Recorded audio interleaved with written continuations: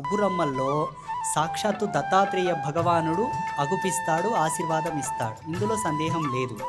అక్కడ ఉండేటటువంటి కాలభైరవ స్వామిలో సాక్షాత్తు దక్షిణామూర్తి అగుపిస్తాడు. అక్కడ అటు ముందుకు కొంత ముందుకు వచ్చిన తర్వాత విజయ చాముండేశ్వరి మాత లోపల హయగ్రీవ భగవానుడు దర్శనమిస్తాడు.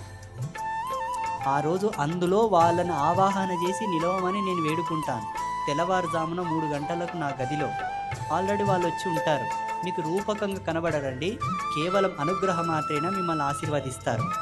ఇకపోతే వీళ్ళందరి కళలు కూడా అటు దక్షిణామూర్తి, ఇటు హయగ్రీవుడు, అటు దత్తాత్రేయ భగవానుడు, అలాగే వ్యాసమునీంద్రుని యొక్క ఆశీర్వాదం, సమస్త ఋషిపుంగవుల యొక్క అనుగ్రహం, సర్వయోగుల యొక్క అనుగ్రహం కూడా మీకు పీఠంలో పరిపూర్ణంగా పుష్కలంగా గురు పౌర్ణిమ రోజు లభిస్తుంది.